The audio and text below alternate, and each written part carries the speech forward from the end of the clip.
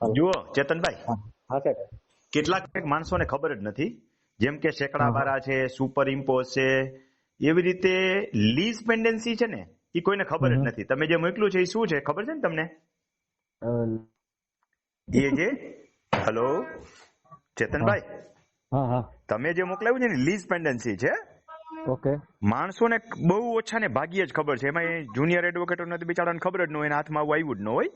હમ. Lease pendency છે ને એ એક પક્ષી આપણે એકલા જ કરી નાખીએ.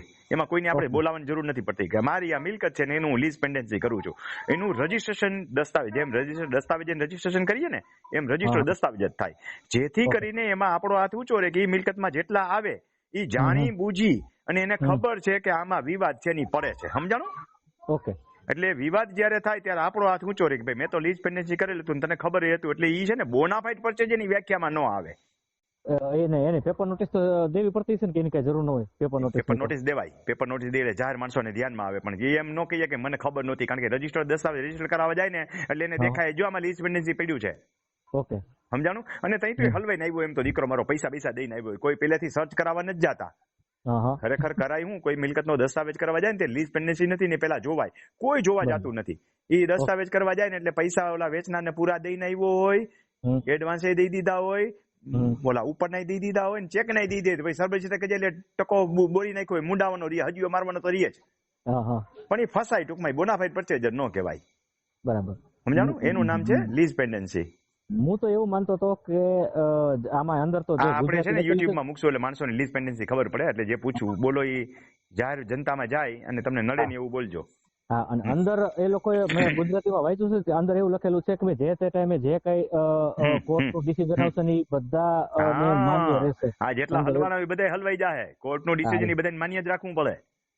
જેટલા સર્વે નંબર છે એ બધા હા, સર્વે નંબર બધાને માન્ય રાખવું પડે. એટલે એનું ટાઇટલ એક પ્રકારે લોચા વાળું કહેવાય. ટાઇટલ ચોખ્ખા ન કહેવાય. એ બધા હલવાના. હા હા સમજાણું?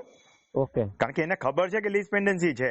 દસ્તાવેજ કરવા જાય ને નાનો એવો પ્લોટ લેવા જશે ને તો એને દેખાશે કે આમાં લીઝ પેન્ડન્સી ઉભું છે. અને છતાંય કરી નાખ્યો હોય. છતાંય દસ્તાવેજ જેટલા ટ્રાન્સફર થાય એ બધાને દેખાય. ઓકે. પણ આપણી એના પરિસ્થિતિ ઉલટી છે. ખરેખર માણસે હવ પેલા જેમ છોકરી જોવા જાય ને આપણે ત્યારે ગ્રહ મેળ ન કરાય. પેલા એને થેલેસીમિયા માઇનોર નથી ને ટેસ્ટ કરાય. છોકરો હોય તો એડ્સ ટેસ્ટ ચેક કરાય. એ તો આપણે કરતા નથી. પછી મેજર ના લગ્ન થઈ જાય અને આખી પેઢી હેરાન થાય. એના જેવું છે. બરાબર. એટલે ખરેખર તો લીઝ પેન્ડન્સી ચેક ની પેલા જોવાય. કોઈ જોતું નથી. ઈ કોકને લોચાની ખબર હોય તો જોવા જાય એ વાત જુદી છે. બાકી જનરલ કોઈ જોતું નથી. બરાબર. એટલે પછી તો બકરી ડબે થઈ ગઈ હોય. લીઝ પેન્ડન્સી નીકળે તો એને તો પૈસા દઈ દીધા હોય. પછી રજીસ્ટર દસ્તાવેજ ન કરે તો હલવાઈ જાય. બરાબર. મને એક એડવોકેટ સાહેબ એવું મને કીધું હતું, હાઈકોર્ટના એડવોકેટે મને એવું કીધું કે એ તમારે રાજકોટ પૂરતું જ હોય, પછી કે એનું હાઈકોર્ટમાં એનું કઈ કામ નથી. આપણને એવી ચોટલી હોત ઉગાડે છે લોકો. પણ દસ્તાવેજ કરાવવા તો રાજકોટ સબ રજિસ્ટર કચેરી જશે ને જે તે જગ્યાએ. જેટલા ટ્રાન્સફર થશે એ બધાય.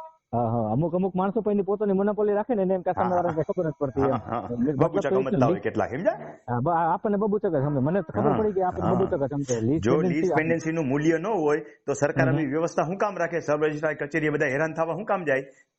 એ લોકોનું એ એડવોકેટ નું એવું કેમ થતું હતું હાઈકોર્ટના કે ભાઈ તમે ત્યાં રાજકોટના ટૂંકમાં આમાં કોર્ટમાં કેસ તમારો હારી ગયો ને એટલે એ લીઝ પેન્ડન્સી નું કામ પૂરું. આપણને એવું સમજાવી દીધું. હજી કેસ તો ઉભો છે ને આગળ. હા, ઉભો જ છે. હા, જ્યાં સુધી ફાઇનલ ચુકાદો નો આવે ને ત્યાં સુધી બંધન કરતા ગણાય. એવું ન હોય કે આપણે એક કેસનો નંબર નાખી દીધો એક કેસ જ હાલે. એ જ કેસના અનુસંધાને જેટલી અપીલ થાય સુપ્રીમ સુધી જાય તો એ પતે નહીં ત્યાં સુધી હાલે લીઝ પેન્ડન્સી. અને સર્વે નંબર એ જાજા છે. હા, એટલે વારંવાર લીઝ પેન્ડન્સી ન કરવું પડે. એકવાર કરી દીધું પૂરું થઈ ગયું. બરાબર. પછી 200 વર્ષ કેસ હાલે તો 200 વર્ષથી લીઝ પેન્ડન્સીની અસર ઉભી રહે. અંદર ગુજરાતીમાં લખેલું છે જે તે ટાઈમે જે ચુકાદો માન્ય આવશે એ બધાને માન્ય રહેશે. આ વિવાદ જ્યાં સુધી હાઈલો જાય ત્યાં સુધી આની અસર રહે. બરાબર. સાપ જ્યાં સુધી હાઈલો જાય ત્યાં સુધી લીહોટો રહે. એ દરમાં આવ્યો જાય પાછો બહાર નીકળે ને તો લીહોટો તો રહે જ.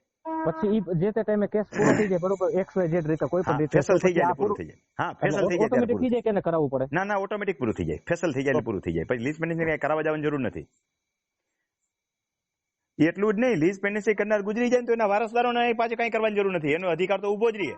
ઓકે, સમજાણો? માનો કે લીઝ પેન્ડન્સી કરનાર વારસદાર ગુજરી ગયો તો એના વારસદારો કઈ લીઝ પેન્ડન્સી કઈ કરવાની જરૂર નથી. જ્યાં સુધી કેસ વારસદારો સામેલ થતા જાય લડતા જાય છે ત્યાં સુધી એની ફેવરમાં એ બાબત ઉભી રહે એમને. બરાબર.